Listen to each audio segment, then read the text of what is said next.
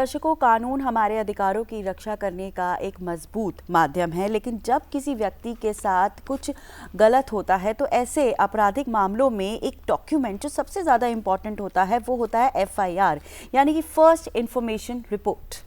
जी हाँ, कई बार जानकारी के अभाव में लोग एफआईआर करने को लेकर हिचकिचाते हैं और कई बार जो है वो एफआईआर को लेकर लोगों में डाउट्स भी देखने को मिलता है। तो ऐसे में ज़रूरी है कि जो आम नागरिक है वो कानूनी अधिकारों और उसकी प्रक्रियाओं के बारे में सही तरीके से समझे और जाने। बिल्कुल, तो आज एफआईआर से जुड़ी महत्वपूर्ण जानकारियों पर विस्तार से चर्चा करने के लिए हमारे साथ स्टूडियो में हमारे खास मेहमान Punjab and Haryana high court से एडवोकेट रामानंद यादव जी। आपका बहुत बहुत स्वागत है सर डीडी मॉर्निंग शो में। बहुत बहुत स्वागत है सर। और सबसे पहले हम आपसे ये जानना चाहेंगे कि दर्शकों को बहुत ही सरल सी भाषा में आप समझाइए कि एफआईआर जो है वो क्या होती है और किसी आपराधिक मामले में इसका क्या महत्व है। एफआईआर सबसे पहले प्रथम सूचना, इस जैसे कि हिंदी में फर्स्ट इंफॉर्मेशन रिपोर्ट इंग्लिश में, उसके हिंदी है प्रथम सूचना जी।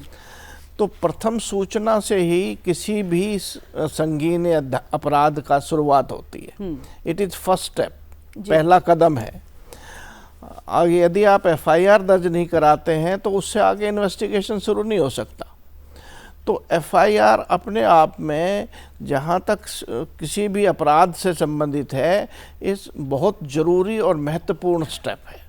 बिल्कुल ठीक कहा आप। इसके लिए सबसे पहले जिसके साथ में भी कोई अपराध हुआ है उसको बिना देरी के इस सूचना को दर्ज कराना चाहिए। जी, तो बिल्कुल आपने कहा कि सूचना को दर्ज कराना चाहिए। तो यहाँ से सवाल यही उठता है कि अगर किसी के साथ भी कोई घटना होती है तो एफआईआर दर्ज कराने का एक सही प्रोसेस क्या होता है, और कंप्लेनेंट को जिस वक्त वो एफआईआर दर्ज करा रहे होते हैं तो किस किस बातों का ध्यान देना चाहिए। देखिए, बेहतर तो ये है अगर वो लिखित में सूचना दे जी, जिसके साथ अपराध हुआ है, लेकिन वो भी ज़रूरी नहीं है।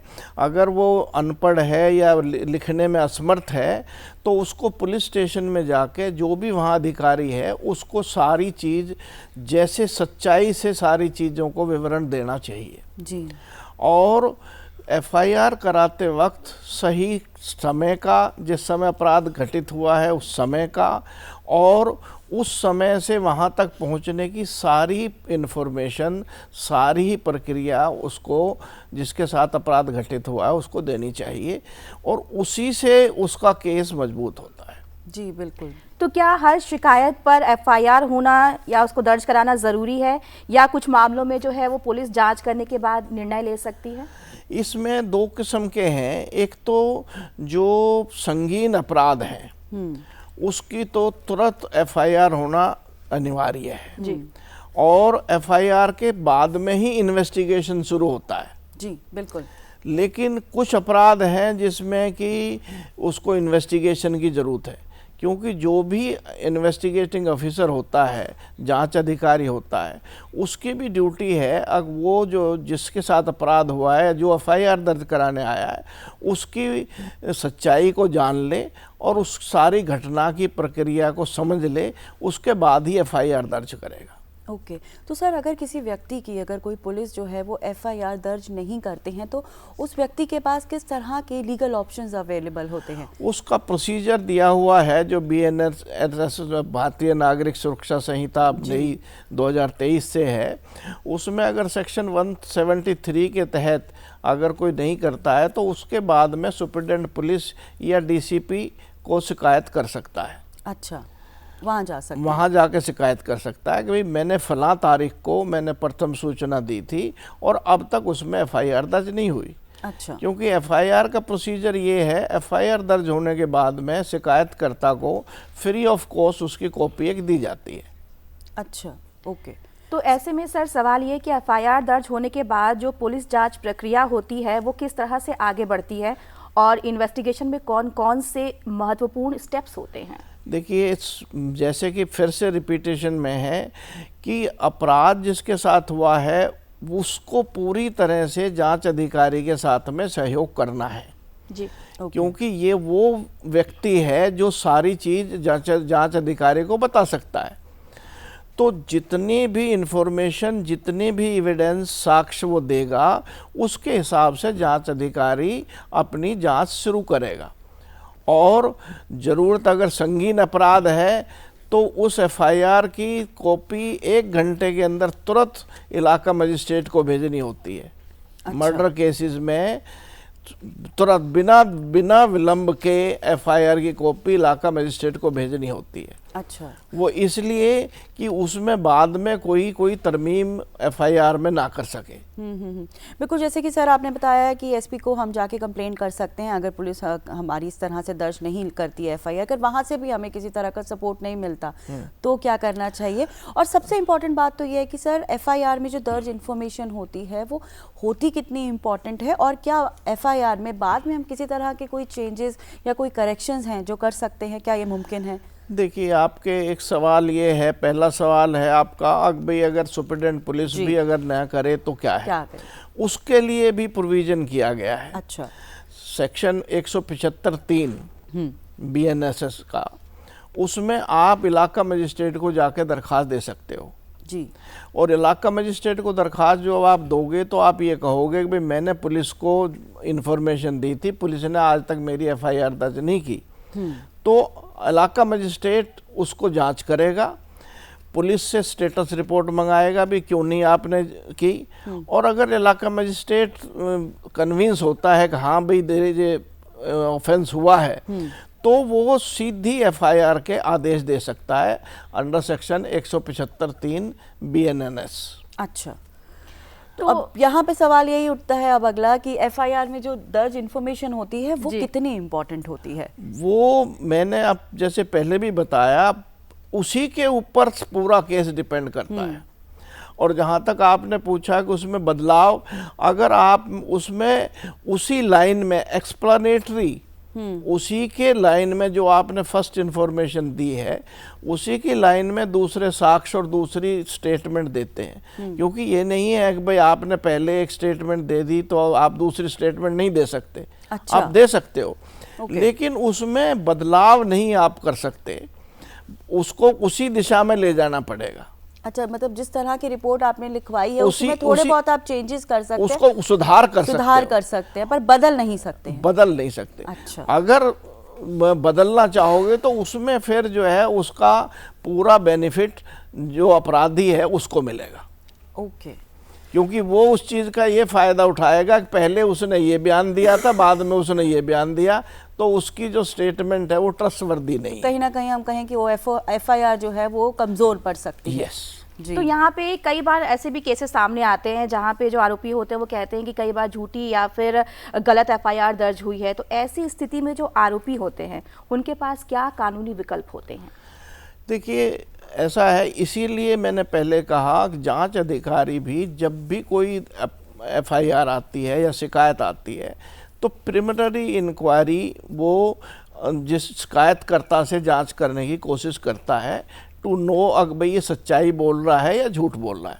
उसके बावजूद भी एफआईआर जब दर्ज हो जाती है तो उसको कैंसिलेशन की प्रक्रिया अलग से दी हुई है और वो थोड़ी सी लंबी है और टिपिकल है।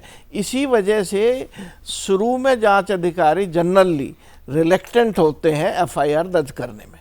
अच्छा। उसमें अगर मान ले एफआईआर को कैंसिलेशन का प्रोसेस है तो आईओ को लिखना पड़ेगा कि भाई पहले ये इन्फॉर्मेशन आई थी लेकिन बाद में जांच के दौरान ये पाया गया कि भाई ये शिकायत झूठी है। फिर वो अपने उच्च अधिकारियों को लिखेगा और उच्च अधिकारी उसकी बात से सहमत होते हुए उसको इलाका मजिस्ट्रेट को फॉरवर्ड करेंगे और इलाका मजिस्ट्रेट फिर कंप्लेनेंट को जिसने शिकायत की थी उसको नोटिस देगा। अच्छा। अगर भाई इन्वेस्टिगेशन के बाद में ये आया है कि जो आपने शिकायत दी थी उसमें कोई तथ्य नहीं है, इसको क्लोज कर रहे हैं, आपको क्या कहना है जी। अच्छा। तो उसके बाद में ही फिर वो कैंसिल होती है। ओके, तो उनके लिए उसके अगेंस्ट किसी तरह के कोई लीगल एक्शन नहीं होता? नहीं। अच्छा, कोई लीगल एक्शन। ओके, तो सर क्या एफआईआर दर्ज करने का मतलब ये होता है कि जो एक्यूज पर्सन है वो गिल्टी, उसे प्रूफ कर दिया जाता है? कानून इसके बारे में क्या कहता है? नहीं, गिल्टी तो जब तक कोर्ट पूरी प्रोसेस करके उसको गिल्टी होल्ड ना करे, जब तक कोई भी पर्सन गिल्टी नहीं है, he is a innocent till he is been convicted और held guilty. FIR is a process. Okay, FIR शुरू हुई, उसके बाद में चार्जशीट, जो भी एविडेंस आए, जो भी गवाही शिकायतकर्ता ने लाई, उन सब की कंपाइलेशन करके उसको चार्जशीट कहते हैं जी। वो चार्जशीट आईओ कोर्ट में दाखिल करता है। बिल्कुल। तो जब तक गिल्टी कोर्ट होल्ड ना कर दे, जब तक a person known to be innocent. ठीक है, तो ऐसे में सर एफआईआर के बाद चार्जशीट, कोर्ट की सुनवाई और आगे की न्यायिक जो प्रक्रिया होती है वो किस तरह से आगे बढ़ती है? चार्जशीट जब सबमिट कर देता है जांच अधिकारी, तो उसके बाद में चार्ज की प्रक्रिया होती है मजिस्ट्रेट के सामने। मजिस्ट्रेट उसको चार्जशीट के जो मुख्य बिंदु हैं वो उसको अपराधी को पढ़ के सुनाता है, फिर वो कहता है मुझे ट्रायल की ज़रूरत है। तो उसके बाद में फिर शिकायतकर्ता की गवाही और उसके जो भी एविडेंस हैं, जो भी उसने गवाह रखे हैं, उन सब की गवाहियाँ अपराधी के सामने होंगी। और वो सारी गवाहियाँ पूर्ण होने के बाद में, जांच अधिकारी की गवाहियाँ पूर्ण होने के बाद में ही जज उस पर निर्णय लेता है कि भाई अपराधी ने दोष किया है या नहीं किया है।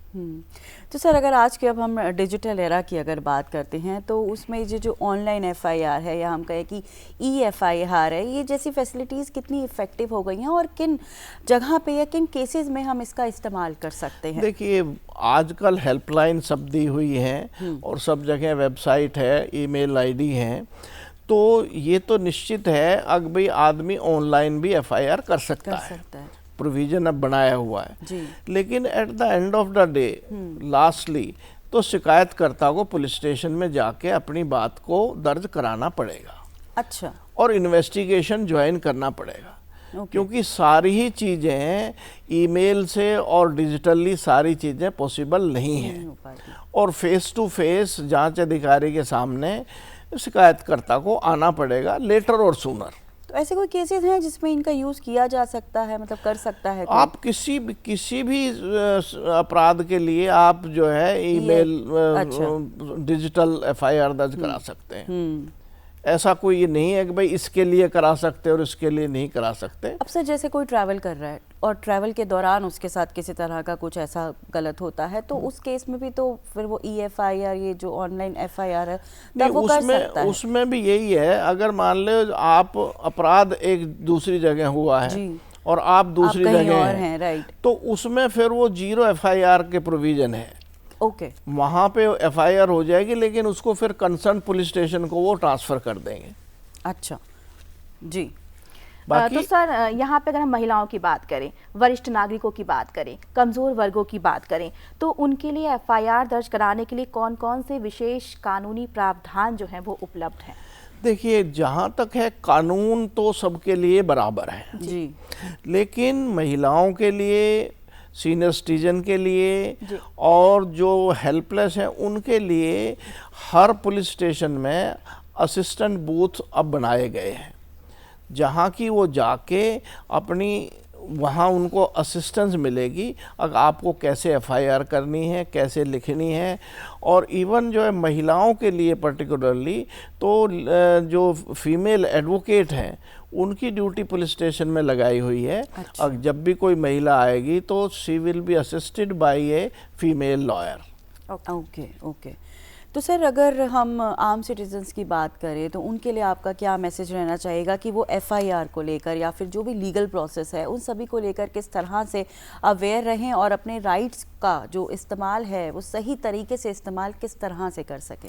देखिए, जिसके साथ भी कोई भी घटना होती है उसको पहले तो बिना विलंब के उसकी सूचना देनी चाहिए जी।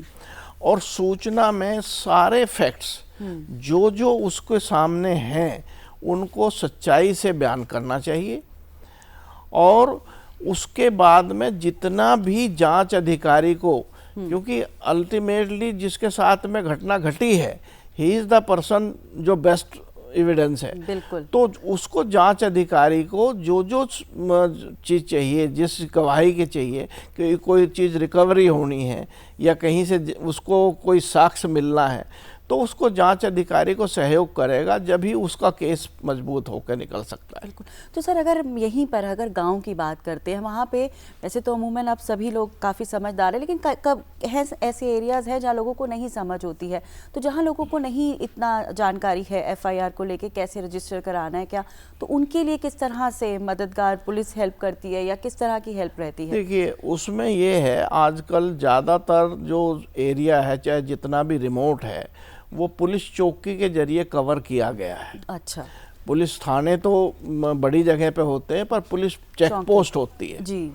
तो जो चेक पोस्ट होती है, वहाँ का जो बीट ऑफिसर होता है या जो इंचार्ज होता है, वो इस मामले में बेस्ट कर सकता है। अच्छा। और जो दूसरे हैं, जो गांव के जो रिप्रेजेंटेटिव हैं, सरपंच हैं, मेंबर पंचायत हैं, उनका ज़्यादातर पुलिस स्टेशन में जाना आना होता है। जी। तो कोई भी घटना घटने पे वो उनकी मदद ले सकते हैं, ताकि उनसे पूछ के वो पुलिस चौकी तक पहुंच जाए या पुलिस स्टेशन तक पहुंच जाए। बिल्कुल। तो बहुत ही आज आपने अहम जानकारी हमारे साथ साझा की एफआईआर, बिकॉज ये बहुत एक इम्पॉर्टेंट डॉक्यूमेंट होता है किसी भी आपराधिक मामलों में। तो आज एफआईआर से जुड़ी जो महत्वपूर्ण जानकारियां थी वो हमारे साथ साझा कर रहे थे Punjab and Haryana high court से एडवोकेट रामानंद यादव जी। बहुत बहुत शुक्रिया सर आपका डीडी मॉर्निंग शो में आने के लिए। Thank you. Thank you so much sir.